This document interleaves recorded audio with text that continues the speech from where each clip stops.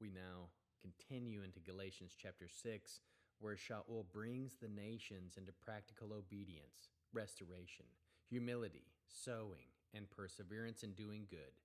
This chapter contains no explicit Tanakh groundings in the references provided. There are no explicit citations in the reference listed. Even so, the covenant current is unmistakable. The Torah's call to bear burdens, act justly, sow righteousness, and walk humbly is now carried out by the Spirit within the community of the nations. What was written is now lived. Restoration began, to burdens shared, to humility tested, to sowing revealed, to perseverance commanded, to boasting refined, redefined. Bear burdens, sow rightly, and preserve in spirit-led good. Yehovah, make us gentle restorers, guard us from pride and self-deception, lead us to sow what brings life. Yehovah Ro'i, the God who sees all, weighing motives and rewarding what is sown in truth. Yehovah El Ro'i, Kadosh, Kadosh, Kadosh, holy, holy, holy. Please fill me and lead me and cover me and stir me and speak through me with your Ruach Kodesh, your Holy Spirit, your set-apart breath, that I may speak your written words with boldness and humility to those who listen. I ask all these things in Yeshua HaMashiach, Jesus the Christ, the Messiah, the Anointed, the Aleph and Tav's name. Amen.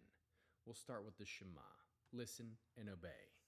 Children of Yehovah, pay careful attention and respond.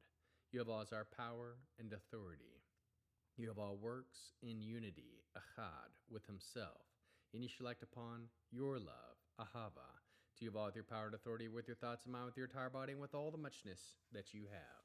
Yod, He, Vav, He. Hen, behold, now, behold. Galatians chapter 6. Brothers, suppose someone is caught doing something wrong. You who have the Spirit should set him right, but in a spirit of humility, keeping an eye on yourselves so that you won't be tempted too. Bear one another's burdens. In this way you will be fulfilling the Torah's true meaning, which the Messiah upholds. For if anyone thinks he is something when he is really nothing, he is fooling himself. So let each other scrutinize his own actions. Then if you do find something to boast about, at least the boasting will be based on what you have actually done and not merely on a judgment that are being better than someone else. For each person will carry his own load. But whoever is being instructed in the word should share all the good things he has with his instructor. Don't delude yourselves. No one makes a fool of God. A person reaps what he sows. Those who keep sowing in the field of their own nature, their old nature, in order to meet its demands, will eventually reap ruin. But those who keep sowing in the field of the Spirit will reap from the Spirit everlasting life. So let us not grow weary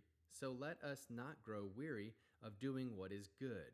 For if we don't give up, we will in due time reap the harvest. Therefore, as the opportunity arises, let us do what is good to everyone, and especially to the family of those who are trustingly faithful. Look at the large letters I use. I close in my own handwriting. It is those who want to look good outwardly who are trying to get you to be circumcised.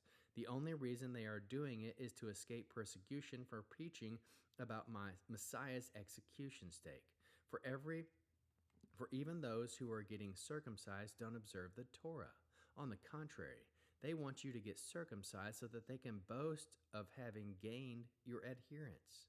But as for me, heaven forbid that I should boast about anything except the execution stake, the cross of our Master Yeshua, the Aleph and the Tav, the Messiah. Through him, as far as I am concerned, the world has been put to death at the stake. And through him, as far as the world is concerned, I have put to death on the stake. For neither being circumcised nor being uncircumcised matters. What matters is the new creation. And as many as order their lives by this rule, shalom upon them and mercy upon the Israel of God. From now on, I don't want anyone to give me any more trouble because I have scars on my body to prove that I belong to Yeshua, the Aleph and the Tav. The grace of our Master Yeshua, the Aleph and the Tav, the Messiah, be with you, be with your spirit, brothers. Amen. What is the Hebrew word that encapsulates this chapter? Zarah, to sow, to plant actions that will produce a harvest, whether of flesh or spirit, to knock spine. No explicit citations, yet the chapter echoes covenant patterns. Bearing one another's burdens fulfills righteousness. Sowing determines harvest. And humility before Yehovah preserves alignment. The nations now live what the Torah instructed through the Spirit. Chapter flow. Shaul calls for restoring those caught in sin with gentleness. He warns each to watch themselves lest they also be tempted.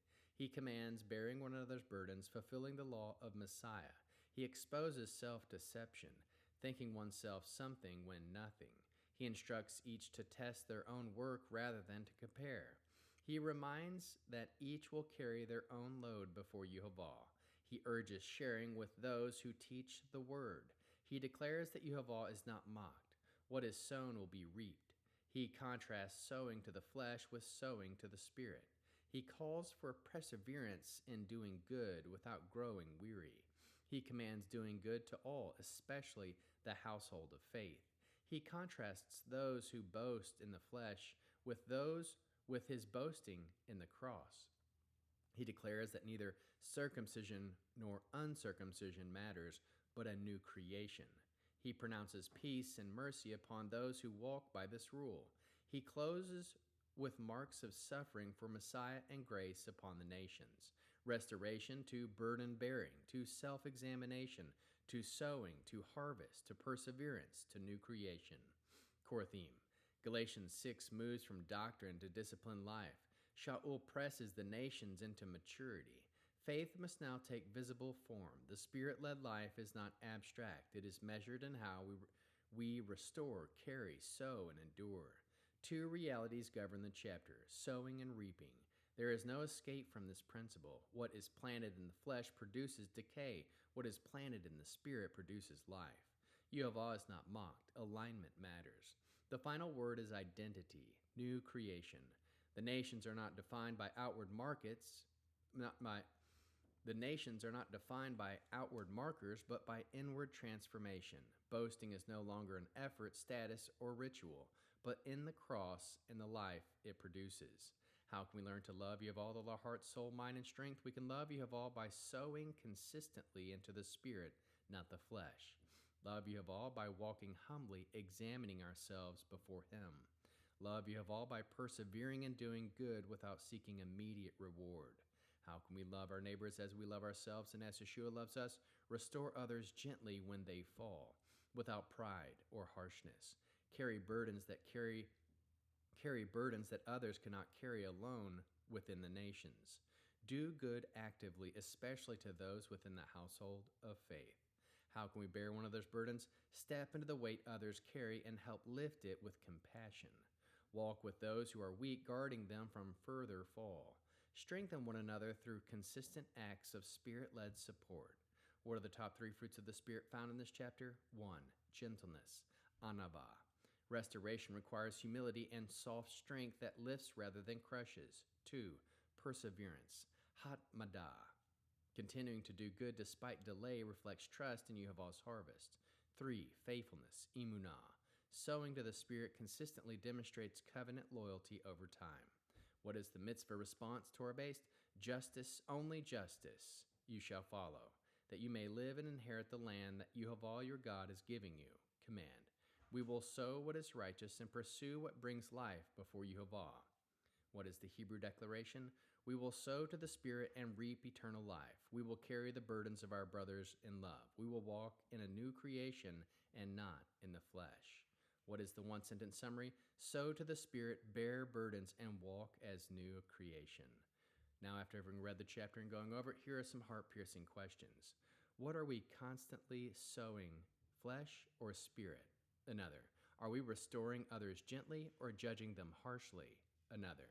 Where might pride be deceiving us about our condition? Another. Are we growing weary and doing good or persevering? Another. Do we carry burdens for others within the nations? Another. Is our identity rooted in the new creation or outward markers? Lastly, what harvest are we preparing through today's actions? We'll end with the Aaronic blessing using the name.